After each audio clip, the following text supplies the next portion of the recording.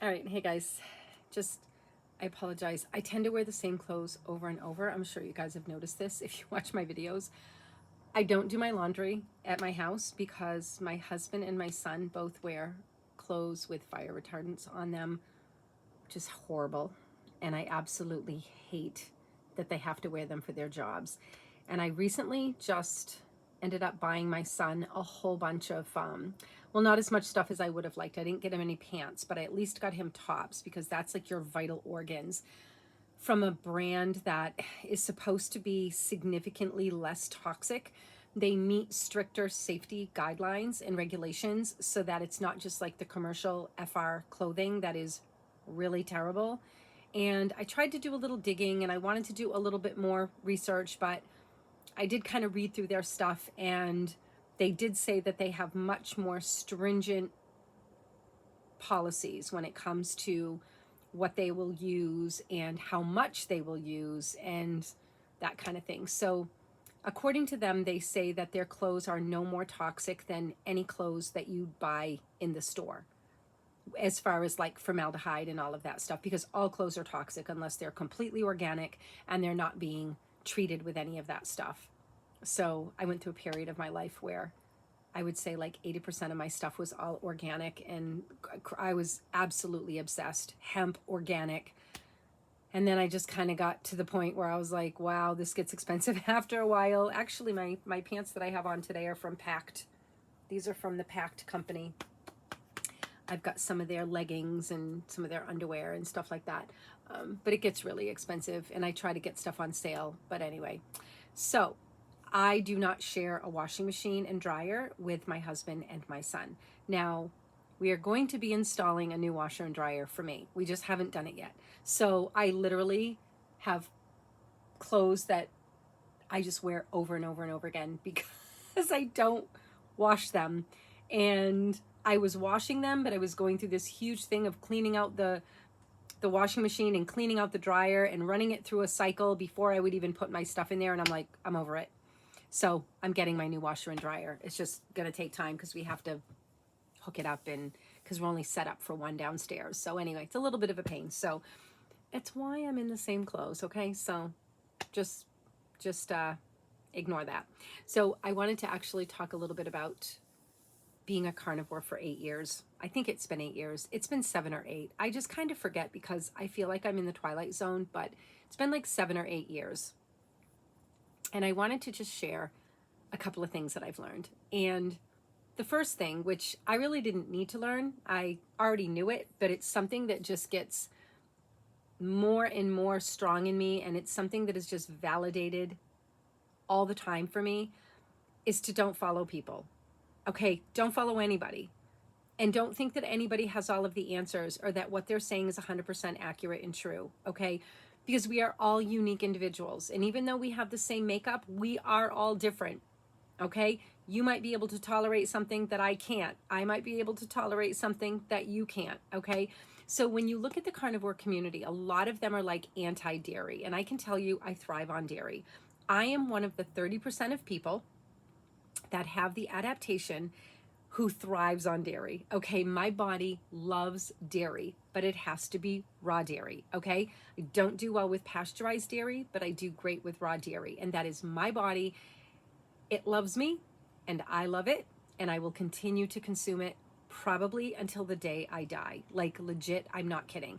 I just love it, and I love the way it makes me feel. It has enhanced my life and my health in ways that I cannot even begin to describe. Adding raw dairy to my life was eureka. And I've been consuming raw milk for 23 years, like over 20 years. Drink it every day.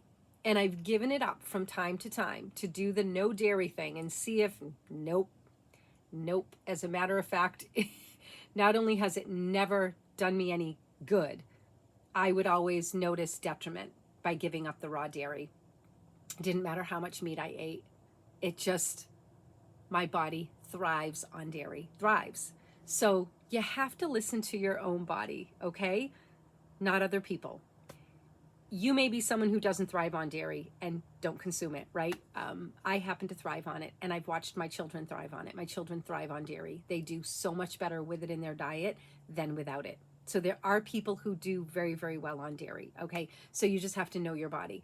And I've noticed that the more dairy that I consume, honestly, the better and better I feel. Like legit. Like, no, it doesn't give me inflammation. It doesn't make any of my symptoms come back. It doesn't do any of that. It just, my body loves it.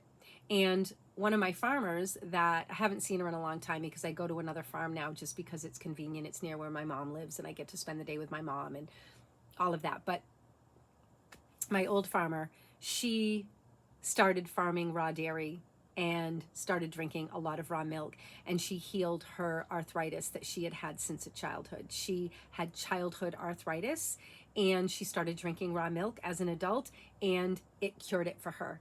It like, yeah. So it doesn't cause inflammation for everybody, okay? It does for some people, okay? But it doesn't for everyone, and you'll never know until you try.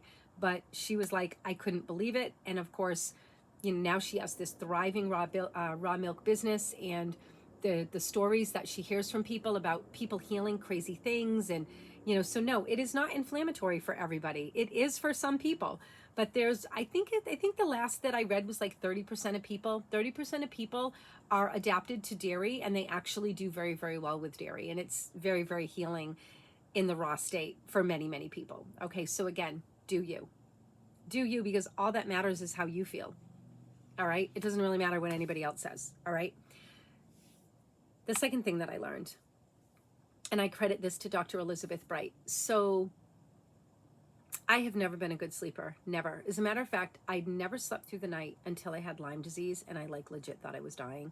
And I remember going to bed one night and I was so flippin' exhausted. I felt like I'd been run over by a bus a million times. I closed my eyes and I think I was dead. Like I legit think I was dead. And I woke up the next day and was like, where was I? Like, never had that happen to me in my life. It is the only time I ever slept through the night, ever. In my entire life, that one time. And I've always been someone who wakes up a million times a night. Like a million. I don't even know what it's like to go to bed and actually sleep for 8 hours. Or even 5 hours. Like, never. Never. And then when I hit menopause, I was definitely doing the waking up between 2 and 3 and being up till like 5, 6 in the morning. And I would just stay in bed and chill. Like, I didn't freak out about it. Sometimes I'd listen to something or I'd just relax. Like, I didn't stress about it. I'm like, whatever, it is what it is. It just sucked on the mornings. I had to get up really early because then I was kind of dragging my butt by like, 2, 3 o'clock the next afternoon. But I was listening to Elizabeth Bright, and she was saying that if you find yourself waking up in the middle of the night and not able to fall back asleep, she said it's generally because of cortisol. And she said to eat more fat. And she says to bring butter upstairs with you, nibble on butter in the night. Well, no, I'm not eating stuff at night. I cannot stand to eat at night. I have never been one to get up during the night and eat. The thought of that makes me want to vomit. So what I started doing was sneaking in kind of like a later night snack, so to speak, before I go to bed. I don't want to eat too late because I don't want my digestive system to have to be working too hard. But I was sneaking in a really high fat snack before bed or dinner time. Like, because I wasn't eating dinner. I was eating my last meal by like 2, 3, 4 o'clock. So I wasn't really eating like a dinner. And it wasn't doing me any favors, but I didn't want to eat later because I wanted to eat when I wanted to eat. So I played around with it for a while, and I found that I eat when I'm hungry. I don't really follow a strict schedule. I just eat when I'm hungry. And then towards the end of the day, if I'm not hungry and don't want to eat anything, I'll just have a little bit of raw milk with a bunch of heavy cream. And that gives me the fat that I need. And it definitely keeps me from waking up a million times. And it keeps me from waking up and staying up for hours. I may still wake up, but I'm able to fall back asleep rather quickly. I still have a couple of nights here and there where I'll be up for a little bit, but for the most part, nah, it's definitely been better. So I have found for me personally that having a little something later is actually better, because I was trying to go with the not eat anything later. You'll sleep better because your digestion won't be working as hard, but that wasn't working for me. So I've switched it. So today I had some pork and eggs, kind of like Asian style, this morning. It wasn't super early though, because I had to babysit all day. So actually, now that I think about it, it was probably closer to 11. Yeah, it was probably closer to 11 that I actually ate. And I had that with a bunch of butter, and I had a cup of milk with about a cup of heavy cream added to it, and had my morning half chaga, half decaf coffee with a whole bunch of butter and heavy cream in it. And then I had a little bit of clabber this afternoon, which is basically like yogurt on crack. It's just homemade from raw milk. And had just a tiny little bit of strawberry homemade, like totally clean jelly in it, just to make it a little palatable. And then I had a little bit of some pork ribs, really fatty pork ribs. I didn't have a lot. I only had like, oh my God, maybe like 2 little strips, because that was all my body wanted. But that's what I had, and I made sure that I ate the fat on it. And then I just had another cup of milk with like, oh my gosh, probably 2/3, if not 3/4 of a cup of heavy cream. So it puts me a little bit higher in my carbs, but that's okay. As long as I stay below 75 carbs, my body does really, really well. I just do really well with that. I can kind of bounce around there. I try not to go much higher than 50 though most days. It really just depends. It really just depends on what I'm doing. Today I definitely was higher. Some days I'm only at like 20 or 30 grams of carbs. So it really just depends. I'm not neurotic. I don't count everything that goes in my mouth. I just don't. I just do what I do. Yeah, I don't want to live like that. I don't want to be so rigid. So I just do what I do. But I have definitely found that adding in that little extra has definitely made a difference in my sleep. So I wanted to share that. If any of you are kind of going through that, definitely check that out. Okay. But what I have learned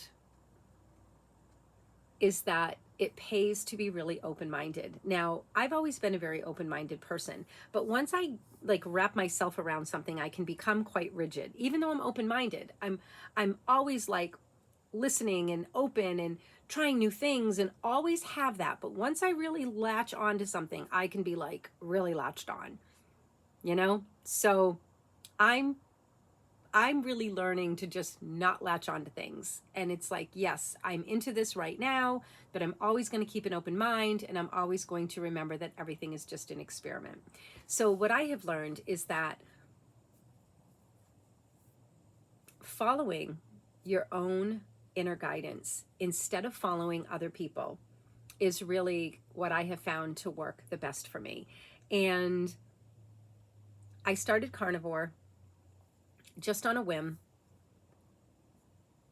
never ever believing for 1 second that I would be doing it as long as I did so far, and that it would have made me feel as good as it did. Like, I would have never in a million years thought that eating an animal food diet, no more vegetables, no more plant foods other than a little bit of fruit that I put in my clabber.